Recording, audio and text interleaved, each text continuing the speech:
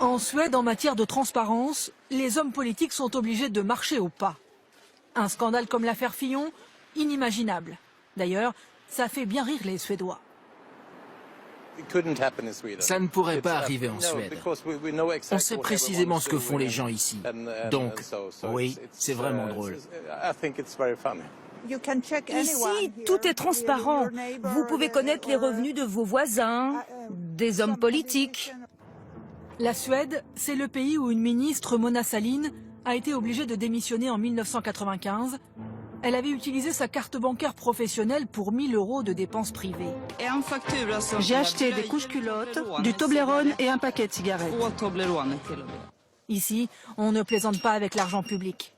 Alors, au Parlement de Stockholm, l'affaire Fillon provoque la stupéfaction de ce député de gauche, Stig Henriksson, 40 ans de carrière politique. Son assistante, il la partage avec 2 autres élus, et ce n'est pas lui qui l'a choisi. Je ne m'occupe pas du recrutement.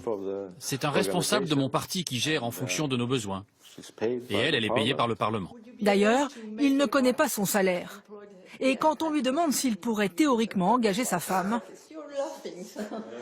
vous riez parce que ça vous paraît impossible, mais en France, ça l'est pas. Oui, ça c'est vraiment fou.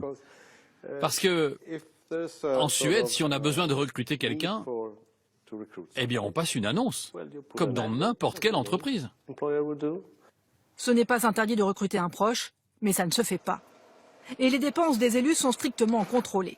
Dans ce formulaire, Stig Henriksson doit justifier chaque centime engagé, frais d'hôtel, repas, essence. Et contrairement à ses homologues français, pas d'enveloppe à utiliser librement pour ses frais de représentation. Il pioche dans ses 6 000 € de salaire mensuel.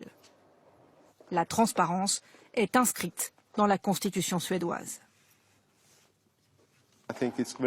À notre poste, on doit faire preuve d'une grande rigueur morale. Mais le système est encore plus efficace. On sait qu'on risque de se faire attraper. Et en Suède, on sait qu'on peut se faire attraper. C'est très bien. Et le contrôle, ce sont les citoyens qui peuvent l'exercer. Les Suédois, s'ils le veulent, peuvent venir consulter les dépenses de leurs élus. Ça se passe ici, au cœur du quartier des ministères, et un bureau spécial a été créé pour cela.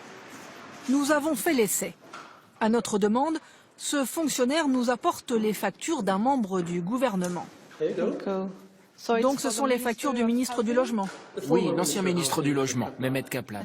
2 notes de restaurant, c'est ça? Oui, 1590 couronnes chacune. Soit 166 € par note, pour un dîner avec 5 invités, dont les noms sont indiqués. Pour surveiller l'argent public, les Suédois se sont organisés. Christian Ekström préside une association de contribuables. Il est devenu le gendarme des dépenses nationales pour une bonne raison. On paye des impôts très élevés en Suède. Donc c'est important de surveiller comment les hommes politiques dépensent notre argent. Et de leur dire, vous avez le pouvoir, mais on vous contrôle. Et si vous gaspillez l'argent des contribuables, on sera sur votre dos. Un système qui fait ses preuves. La Suède se classe chaque année dans le top 5 des pays les moins corrompus au monde.